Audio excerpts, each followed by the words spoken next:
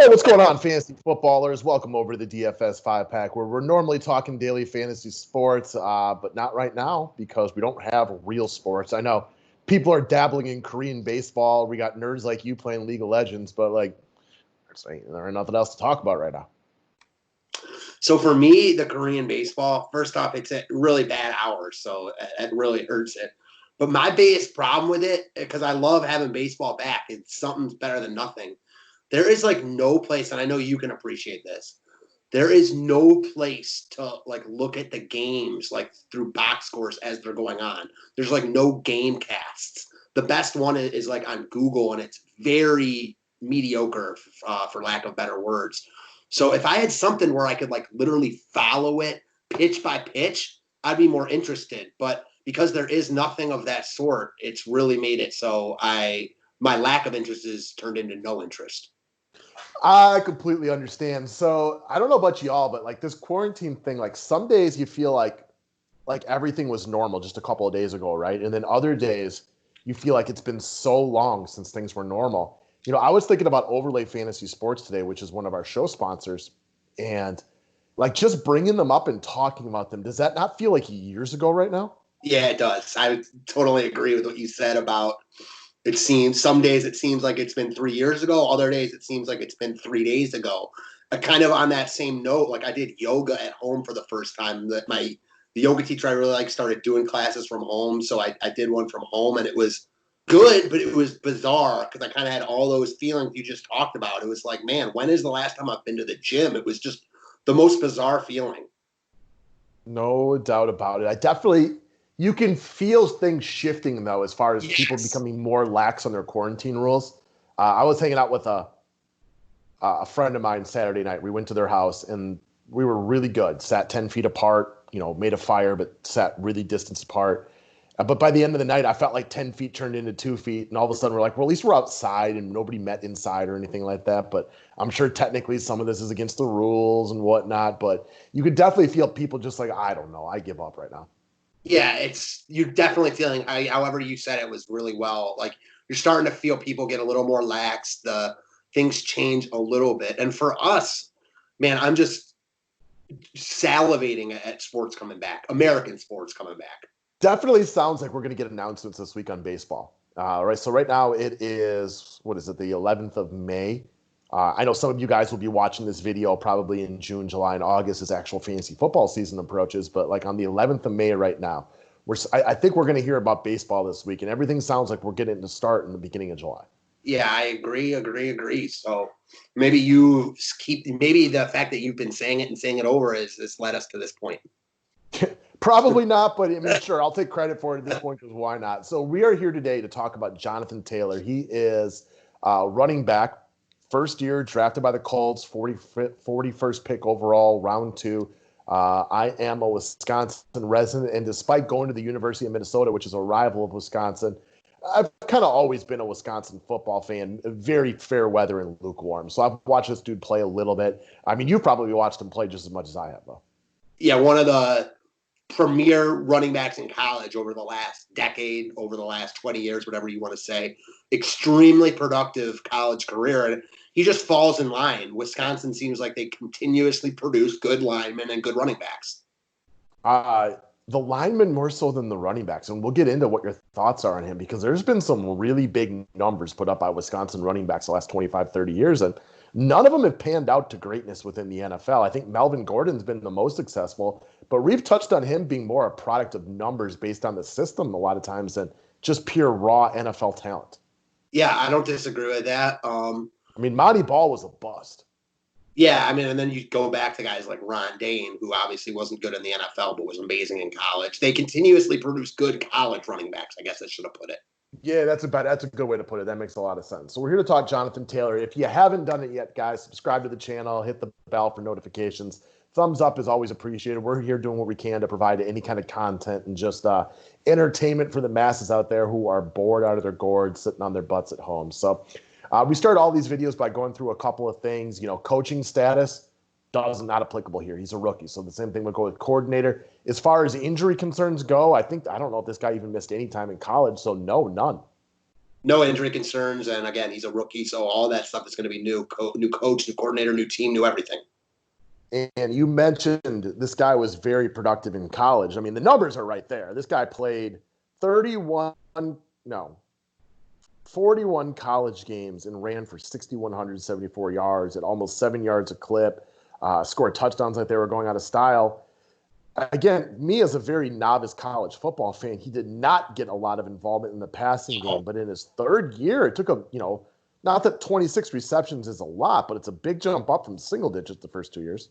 Big time jump up, but you're right. He is not very versed in the passing game. I think that is something right away he might struggle to see the field on, especially as a rookie. Right. I believe they still have Nyheim Hines there, who is very good within the passing game, which could be a detriment to him, especially because I'm not convinced that the Colts offense will be great. So I could definitely see them in a lot of passing situations. I agree, man. I know there's a lot of hype surrounding Taylor, specifically because of the really good O-line that the Colts have. And I get that. I've been telling you about the dynasty draft I did, and I was pretty certain that Clyde Edwards-Helaire would go number one. He did not go number one. Jonathan Taylor went number one. Was a little bit surprised to see that, but I also know that people are really high on him, again, running behind this O-line. My biggest issue, and we'll get into all this as we break him down. My biggest issue, I guess, with Jonathan Taylor is two words: Marlon Mack. Like, what is his deal? This pick didn't make a ton of sense to me because I'm a Marlon Mack fan. I'm really interested to see how this backfield kind of sorts itself out as the year progresses. What's your immediate take, like looking at it from a 30,000 foot view? My immediate take is I will have 0% ownership of Jonathan Taylor next year. Projecting on where he's going, on what I think his results will be. I play in, all PPR, type format leagues. Yeah, again, is he going to be the bell cow? Like, I mean, Marlon Mack is not a great running back, but he's not garbage Good. either. Yeah, and we know for a fact that Jonathan Taylor is not Tomlinson or Falk as far as his, involvement in the passing game or anything like that, at least not yet. We've mentioned so many times on the show that running back is the easiest position to walk into and run the ball. However, the one area where guys usually need a little catch up was within the passing game, which has not been a strength of his. So for where he's going and because of some of the hype around him, I expect that I'll have 0 shares of Jonathan Taylor this year.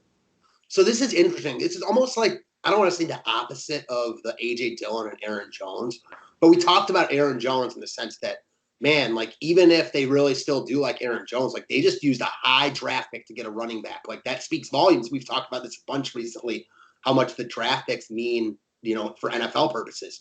So immediately you look at that and you're like, man, Marlon Mack, like, I don't know if I want much to do with him this year, which is obvious. But on that same token, I feel similarly about Jonathan Taylor because, yes, they did use a second-round pick on him, so they're very high on him, no doubt about that. But as you just mentioned, Marlon Mack is good. He's not elite. He's not great, but he's good. And I'm not sure this is a bell cow type situation, especially in year one. I would lean towards it's not. I would be pretty confident it's not. And again, I will go back to those 3 running backs that we mentioned coming out of Wisconsin. Melvin Gordon, who was all that in a bag of chips in college. This guy looked like Barry Sanders, Jamal Charles, and everybody all mixed into one. And he got to the pros, and he was obviously productive from a fantasy perspective. But when you watch Melvin Gordon play on Sundays, does he jump off your television screen? No, he just looks like a solid player out there, right? Mm-hmm. Monty Ball was a major bust. Not that guys expected him to go out and be Emmitt Smith, Barry Sanders, or anything like that, but was never able to establish any kind of productivity at the NFL level. And Ron Dane had a few moments, but overall was also a big letdown at the professional level. Wisconsin produces large, corn-fed, Midwestern big guys who play the offensive line very well. It's been, decades straight now of Wisconsin getting very good and producing major holes for people to run at the college level. And none of these guys have been world changers at the NFL level. I mean, Melvin Gordon's been the most successful one. But again, when you watch him play, are you like thoroughly impressed? Like when you watch, there's a good example. Like when Saquon jumps off your TV screen, right? Like you can just see how good he is. You don't see that kind of thing with Melvin Gordon. But my only response to that would be, because you're right, is that what does Melvin have to do with Jonathan Taylor? Besides the fact that they both went to Wisconsin. So I get where you're going with that. But for me, I'm not discrediting Jonathan Taylor because of that. Like, they're all different people. I get why that's in the back of your head, and it's not making you like Jonathan Taylor more, and it's putting a little cause for pause. But for me, it's like one of those things that, it's the history behind it is not very good, but he's his own person, you know? Sure. It's 3 for 3 in this scenario, not working out at the NFL level, at least for greatness. And again, if you want to count Melvin Gordon because of his numbers in San Diego being better, okay, we can talk about that when I think it's more of a nuanced conversation. But you're right. But at the same time, I'm drawing those comparisons because all 3 of these guys were fantastic in college, and just at NFL, really wasn't there. So let's talk about pause for pause. Yes, again, that's a good reason. I mean, for me, that's more than anything, cause for pause. So, what did the Colts do in the offseason to kind of build this offense? The big one was signing of Phillip Rivers, but, going back to San Diego or LA now, I mean, the eye test on Phillip Rivers these days, I'm not even sure he's an upgrade from Percent. Thank you. I was drawing a blank on him for a second. I'm not convinced he's an upgrade on him right now. Are you? No, I'm not. I'm definitely not. He's more named than anything. I'm real intrigued to see how the Colts play this year, how Phillip Rivers is. He's already accepted for when he retires the head coaching job at a high school in Alabama. So you already feel like he's got one foot out the door already. He wasn't productive, especially last year.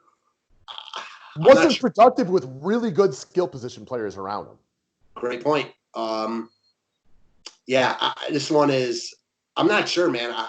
I was not surprised to see the Colts get him because someone was going to get him. I'm just not sure how much he has left to offer. I'm in that same boat as you. Another point about the Colts in the signing or the drafting of Jonathan Taylor, they still have Marlon Mack on there. They obviously have the good offensive line. I think we are seeing a cultural shift around the NFL again. The success of Derrick Henry and the Titans last year, the running game in San Francisco, we've watched this throughout history, but the NFL is a copycat league, and it goes back and forth, right? We got very pass heavy for a while, but of all these great passing offenses, we haven't seen comparable success in the playoffs that we have in the regular season. So you're starting to see some of these teams move the way of running the ball a little bit more. That looks like what the Colts want to do. And you can see Marlon Mack and Jonathan Taylor both averaging double-digit carries per game this year. Definitely. They have a very good O-line, as we've mentioned, a line that they want to run behind. Both those guys are good. They want Taylor to be better than Mack because they took a second-round pick on him, but that's why I was surprised at the pick because I think Marlon Mack is good. I don't think he's amazing. I just don't think that he's someone that you necessarily are looking to replace in the second round when you've got other needs to look at. Yeah, and of course we go back to the shelf life of running backs. It's not long, so having 2 young running backs works. And I get if you really like them, do your thing. But yeah, it doesn't make a ton of sense to me. I think for me, like a lot of people are excited about the Colts right now. I'm just not buying in.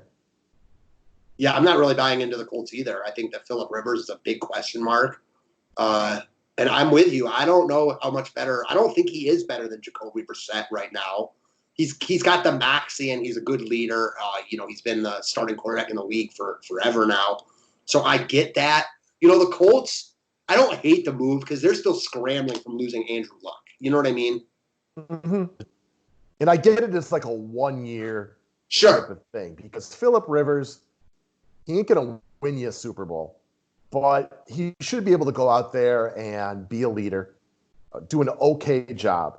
But gone are the days of him being a perennial Pro Bowler. That's just not a thing right now. I will say, if their O-line continues to play well and they have this very good running game, that will only help Phillip Rivers. Yeah, absolutely. So what are your thoughts on the wide receiver they drafted, Michael Pittman? I'm a big Pittman fan. I thought he should have gone in the first round. I thought he was lumped in with all those first-round guys. Very good pick by the Colts. It seemed like they wanted him. Receiver from USC in a similar mold as like Juju Smith-Schuster. I don't know how good he'll be, if he'll be that good, but receivers out of USC are often productive, kind of going back to that running backs out of Wisconsin comparison. I like the pick. I think it's all going to fall in the hands of Phillip Rivers, though. Yeah, I thought the pick made sense because this is a team very much lacking a number 2 wide receiver. They lost Devin Funchess. He came to my Packers. Eric Ebron is no longer on the team. I mean, these are very minor losses, especially considering I think Devin played all of like 4 snaps last year. And obviously the Colts have other tight ends. They signed Roosevelt Nix to play fullback, which could be a good thing for the running backs right here. But overall, I'm not scared of this offense. I'm sure this Pittman kid will be successful, but he's still a rookie wide receiver. Not a lot of rookie wide receivers make major impacts year one. Could he? Of course he could, but I mean, I don't think it's going to be a game changer for the Colts necessarily. So overall, we are looking at Jonathan Taylor. I'm finding him, ADP projections between 35 and 50. So we're talking mid-4th round to end of the 5th, depending on how many people are in the draft. I mean, I think that makes sense, but I also think he's a guy that there are going to be people who watched him in college who are going to think he's really, really good, and they're going to believe in him. And without the ability to catch passes, I just can't picture myself having any equity in him. Yeah, and for me, it's not only the probable non-equity in catching passes, it's the fact that Marlon Mack's also there to take some work. Like, I just struggle to see Marlon Mack taking a serious back seat. So I'm with you. Taylor's not really a guy I'm targeting at all, at least as of May 11th. Yeah, exactly. Same here. I don't know what could change that would have me targeting him, with the exception of Marlon Mack. Right. Breaks his leg and he's out for the year. And I'm like, okay, now this guy could get 20 touches a week in the running game. But what's going to happen then is his ADP is going to go up farther. People are going to be reaching for him in round 2. I would take him in round 2 if Marlon Mack were hurt faster than I'd take him in round 4 with Marlon Mack healthy. That makes sense. And I get that. That makes a lot of sense to me. I completely understand. I also have the added issue for me that while a lot of my leagues are, filled with people from around the United States, anything that I have that is Wisconsin-based, there's going to be, people reaching for him way early. You know how your fantasy drafts go. You being a Cleveland guy, if you do one with mostly people with Ohio, you don't think Nick Chubb and Kareem Hunt and OBJ are going a round or two before they should, so people can get their, home team ownership? Hell yeah, because we talked about this. People want to watch their guys. And I'm sure that a couple guys that you're drafting with from Wisconsin really like Taylor. Yeah, I mean, it's I'm trying to think, because most of mine are based around the United States right now, not so much in Wisconsin. But, it's been an issue for years. Back when they were more home centrally located for me years ago, before we had this thing going on, man, you weren't getting Aaron Rodgers. He was going first round every time. Even when he was supposed to go third, people were reaching for him because they wanted him. And also, to the novice fantasy owner, guys that don't play DFS, that only really play year long, Marlon Mack is like a nothing. I'm not saying that he's awful, but people don't think about him. You know what I mean? For sure. And then you also get added guys who watch a lot of college football and are going to think Jonathan Taylor is going to be the next coming to Barry Sanders. And whether that's true or not, that's going to be the perception. And oftentimes the saying that you like to use is perception is reality. You only need one person in your draft to have that be their reality in order to jump up ahead of you. I just can't imagine that I'm going to be the guy reaching for him. So a lot of the guys that we've talked about early on in these fantasy shows are guys that we could consider reaching for. I just can't picture myself having this dude at all. Yeah, same. I mean, I'm thinking about, we talked about Le'Veon Bell. And just from, the pass equity alone, I think I like Le'Veon Bell better. Mm-hmm. Now, if you're watching preseason ball, if we get preseason, and Jonathan Taylor is being utilized in the passing game a lot, okay, now this is going to start to change my opinion a little bit, because in PPR leagues, I mean, a dude that catches 3 balls for 15 yards, that's worth 45 yards rushing. That is such a big add-on. So it's not going to be a shocker either, because they want to get him the ball. And you're right. All of a sudden, if he starts getting work in the passing game, then you've got he's definitely going to be getting some carries, and then he'll also be involved in the passing game. Without that passing game equity, though, it's difficult, especially because we're seeing this eye to eye, in that we don't expect the Colts offense to be some juggernaut at all. Right. I mean, even if you look at his college numbers, they came on yards on the ground and a lot of touchdowns. I don't picture the Colts offense putting up 30 points a game. It's not something that I see. If I'm wrong about that, I'm wrong. I don't envision it. Touchdowns are big. We've talked about this from a DFS perspective. I was on a hot run for 3 years of really good touchdown equity on DFS. The last year, I've been on the opposite end of it. If you're not scoring 3-4 touchdowns a game, it's just harder to get in the end zone. That's common sense, right? No doubt. This division, the AFC South, is very lumped together. It's obviously not the best division in football, but it might be the closest, where all the teams are just right there between Indy, Tennessee, Houston, and then even Jacksonville. I don't think it's that far behind. I could see Jacksonville taking a bump up this year and being better. right? I don't think that's impossible to believe. They weren't, although, I don't know, maybe not. I would still probably rank them fourth. Good, but I don't think like any one of those other teams is like a ton better than Jacksonville, you know? No, like at the end of the year, if Jacksonville was 9-7 and won this division, it wouldn't be something that I just couldn't, comprehend. Like, this is a shocker of the year. Like, I think if I had to guess right now, I'd say Tennessee wins it. Same, but it's like none of those teams, like, the reason I wouldn't be surprised if Jacksonville won it, like you're saying, is because it wouldn't surprise me if any one of those other teams didn't win it, you know? Yeah, exactly. Like, at the end of the season, like, I think Tennessee wins the division, but I think they win it at 10-6. And what if they're 8-8? Wow, it's not a surprise to me. And the Texans are maybe 9-7, and the Colts are 7-9, and Jacksonville's 6-10. It's not like I expect the Titans to win the division at 14-2, and Jacksonville be 2-14. Right. I feel like we see this very similarly again. Like they're within like 3 or 4 games, just as like in the first look. So I agree. All right. So all in all, that's pretty much our overall perspective on Jonathan Taylor. Is not a guy that we're targeting. Again, you brought up the point. Just because Monty Ball was a bust and Ron Dane, he was around for a few years, but he never jumped off your TV screen. And Melvin Gordon has had a lot of touchdowns at this level, but from an efficiency standpoint, he hasn't been great. Melvin Gordon is a guy who I could definitely see Jonathan Taylor being a much better runner of the football at this level, but never reaching the fantasy football prowess of a Melvin Gordon, because Melvin Gordon had a lot of, receptions for short yards and a lot of touchdowns. He was better for fantasy than real life by a good margin. Definitely, he's utilized a ton in the red zone, and that really helps his fantasy numbers.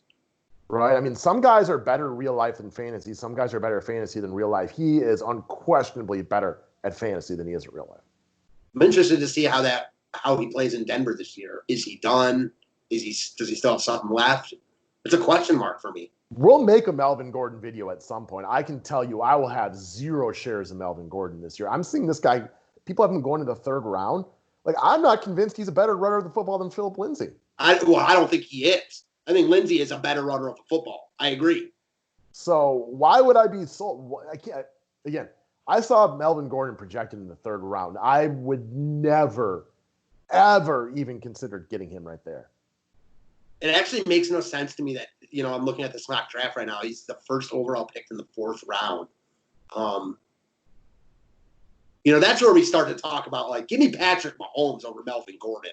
Like, I don't even care about the position, Right, and we're both guys who don't want to reach on quarterback, but there is no way that I could sign off on drafting Melvin Gordon right now. Like, Patrick Mahomes, while you don't want to go early on a quarterback, that's a sure thing if I've ever seen one. This is also, like, as we continue to talk about this, like, now we've talked about if you pick, like, 3rd, Michael Thomas. If I could have my cake and eat it too, like, I want a running back up top, so I don't even have to bother with these, like, scrub running backs that you're going to have to take. Exactly. And we've had this conversation almost every video we did. I am very bullish on spending good money on Saquon or Christian McCaffrey this year. And again, if I have to overspend, I'll overspend.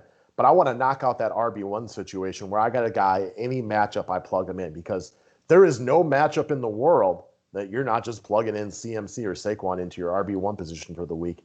I don't care if they're playing against Baltimore's 11-man defense and you're throwing in 2 guys from another, San Francisco. There'd be 13 guys out there. You're still playing those cats. You're playing them, no doubt. So, all right, y'all. Thank you very much. Thumbs up is appreciated. Have a wonderful day, and we'll catch you guys up later on this week and talk more, guys. Thanks, guys.